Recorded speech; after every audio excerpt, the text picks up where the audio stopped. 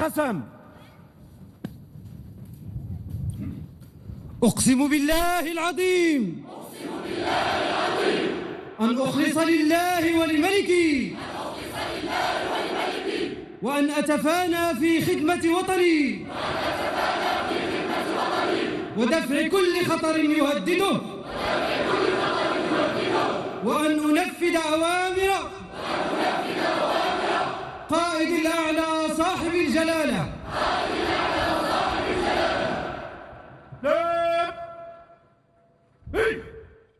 La promotion ayant prêté serment comprend 566 officiers issus des grandes écoles militaires, dont 105 officiers femmes. Il s'agit de l'Académie royale militaire, l'École royale de l'air, l'École royale navale, l'École royale du service de santé militaire, le Centre d'instruction des services sociaux des forces armées royales. S'y ajoutent 500 officiers du cycle spécial et officiers issus des rangs, dont 21 officiers femmes relevant des forces armées royales, de la gendarmerie royale et des forces auxiliaires.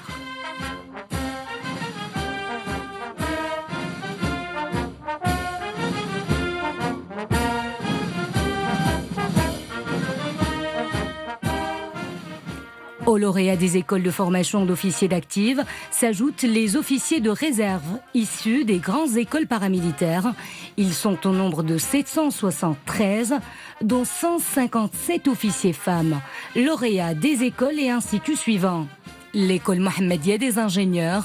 l'Institut royal de l'administration territoriale du ministère de l'Intérieur, l'Institut royal de police, l'École nationale forestière des ingénieurs, l'école de formation douanière.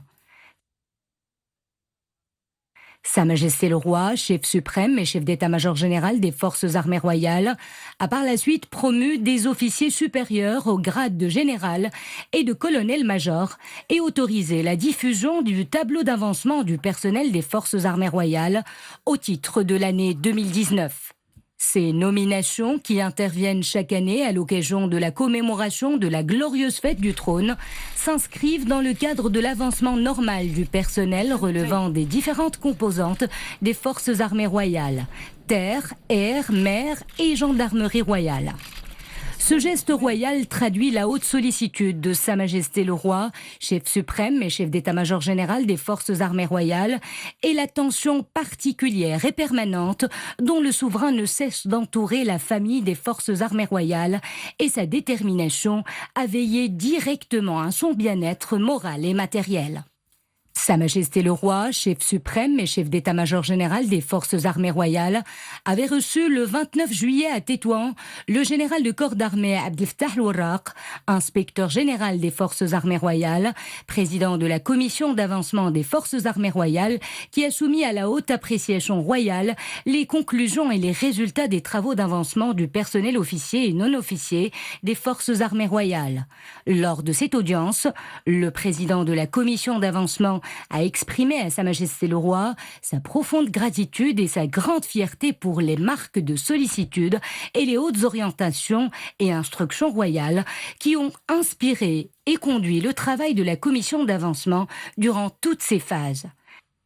Les conclusions de la commission et le tableau d'avancement ont reçu la haute approbation de Sa Majesté le Roi, qui a donné ses hautes instructions pour que soient transmises ses félicitations aux nouveaux promus, incitant l'ensemble du personnel des forces armées royales à persévérer dans l'accomplissement de la noble mission qui leur est assignée, fidèle en cela à la devise sacrée « Dieu, la patrie, le roi ».